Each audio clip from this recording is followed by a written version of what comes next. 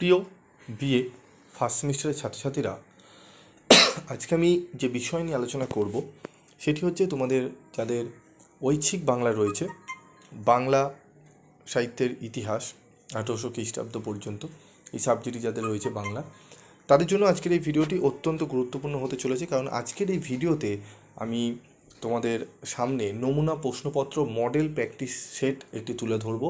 কীরকম ধরনের প্রশ্ন হতে পারে সেই ধরনের একটি প্রশ্ন তোমাদের সামনে তুলে ধরবো। তো তোমাদের জানো 3টি 15 নম্বরের প্রশ্ন তোমাদের করতে হবে এবং 5 নম্বরের 3টি প্রশ্ন থাকবে। 5-এর অ্যাকচুয়ালি 4টি থাকবে এবং 1 নম্বরে 15টি প্রশ্ন থাকবে।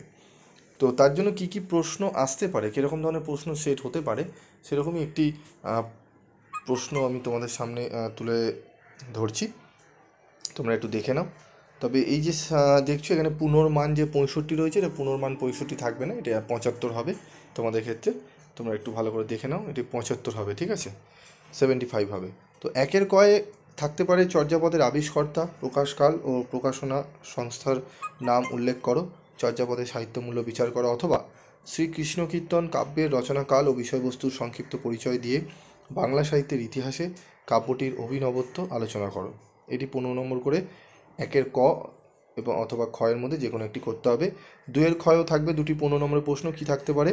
বাংলা রামায়ণের শ্রেষ্ঠ অনুবাদকের আবির্ভাব কাল ও পরিচয় সংক্ষেপে নির্দেশ করে তার কাব্যের বিশেষতা সম্পর্কে আলোচনা করো, অথবা বৈষ্ণব পদকর্তা হিসাবে চণ্ডীদাসের কৃতিত্ব বিচার করো। এটিও 15 নম্বর করে প্রশ্ন আসবে।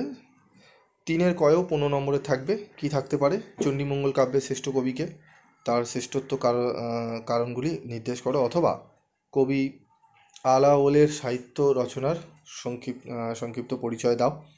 এটিও 15 নম্বরে আসবে। তো 3টি পরপর 15 নম্বর থাকবে, 1-এর দাগে, 2-এর দাগে, 3-এর দাগে। তারপরেই থাকবে 4-এর দাগের ক অথবা খ থেকে 5 নম্বরের যে কোনো একটি প্রশ্ন করতে হবে।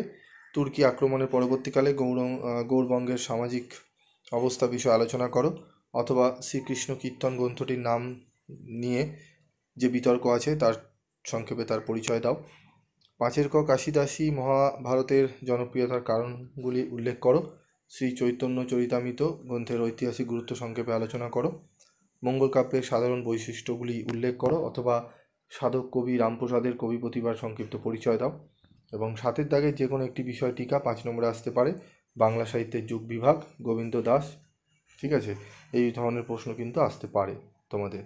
এবং তোমরা অবশ্যই লাস্ট মিনিটের যে সাজেশন আমি দিয়েছি প্রত্যেকটা চ্যাপ্টার থেকে স্টার মার্ক করা, সেই প্রশ্নটি অবশ্যই তোমরা সেগুলো দেখে যাবে, সেখান থেকে 100%-এর ওপরে তোমরা কমন পাবে বাংলায়, ঠিক আছে। এবং তোমরা যদি মনে করো যে স্টাডি মেটেরিয়ালস আর বাংলা ইতিহাস, পলিটিক্যাল সায়েন্স, এডুকেশান, সোশ্যালজি, বিভিন্ন সাবজেক্টে তোমাদের স্টাডি মেটেরিয়াল তোমরা পেয়ে যাবে খুবই কম রেমুনারেশনের বিনিময়। যদি সংগ্রহ করতে চাও তাহলে নিয়ে নিও।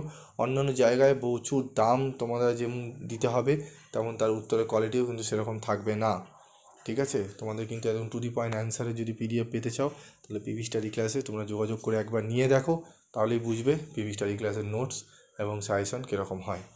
তো আজকের মতো আমি শেষ করব, কিন্তু তার আগে আরেকটি পার্ট রয়েছে যেটি রয়েছে ছোট প্রশ্ন তোমাদের কেমন আসবে সে বিষয়ে একটু বলবো। তো দেখো, সংক্ষেপে পূর্ণ বাক্যে উত্তর দাও, ঠিক আছে। 1 নম্বরে 15টি থাকবে। তো বলছে চর্যাপদের টিকা কাব্যের নাম কি? বাংলা সাহিত্যের ইতিহাসে ত্রয়োদশ ও চতুর্দশ শতককে কী নামে অভিহিত করা হয়? চর্যাপদে মোট কতজন কবির কবিতা রয়েছে? চর্যায় ব্যবহৃত প্রধান ছন্দরীতিটির নাম লেখো। শ্রীকৃষ্ণ কীর্তন কাব্যে কয়টি চরিত্র আছে? কাশিরাম দাস কোন সময় আবির্ভূত হয়েছিলেন? বিদ্যাপতি কোথাকার আদিবাসী ছিলেন? পরাগলি মহাভারত কার লেখা? চৈতন্য লীলার ব্যাস কাকে বলা হয়? চৈতন্য চরিত গ্রন্থসমূহের মধ্যে প্রাচীনতম গ্রন্থ কোনটি? প্রাচীনতম মঙ্গল কাব্য কোনটি? চণ্ডীমঙ্গল কাব্যের একটি প্রধান নারী চরিত্রের নাম লেখো। ধর্মমঙ্গল কাব্যের শ্রেষ্ঠ কবি কে? অন্নদামঙ্গল কাব্য কার ইচ্ছায় চরিত হয়েছিল? কালী কীর্তনের রচয়িতা কে? তো এই প্রশ্নগুলো একটু ভালো করে দেখে রেখো, আশা করি তোমাদের অনেকটাই উপকারে লাগবে প্র্যাকটিস করার জন্য, ঠিক আছে। এই মডেল প্র্যাকটিস সেটটি প্র্যাকটিস করার জন্য তোমাদের কিন্তু দেওয়া হয়েছে, তোমরা একবার দেখে নিলে তোমাদের বিষয়বস্তুটা একটু ধারণা, তোমাদের যে প্রশ্ন কীরকম হতে পারে তার একটা ধারণা তোমরা পাবে। এবং আমি আরেকটি মডেল প্র্যাকটিস সেট তোমাদের দেবো, সেটি লাস্টের দিকে দেবো বাংলায়। অবশ্যই সেখানে চোখ রাখবে, সেটিও আমি তোমাদের গুরুত্বপূর্ণ একদম যেগুলো আসার মতো, ক্যালকাটা ইউনিভার্সিটির প্রশ্নপত্রে যেরকম আসার মতো সেই রকমই প্রশ্ন আমি তোমাদের দেবো। এটিও তোমাদের পড়ে রাখলে কিন্তু অনেকটাই উপকৃত তোমরা হবে।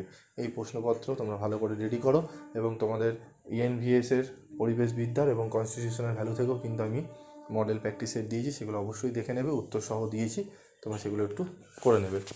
তো আজকের মতো ভিডিওটি শেষ করছি, দেখা হবে পরবর্তী ভিডিও ক্লাসে।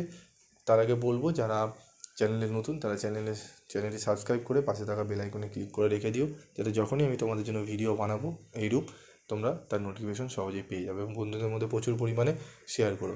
এবং তোমাদের পিভি স্টাডি ক্লাসের গ্রুপে তোমরা জয়েন হয়ে যেও।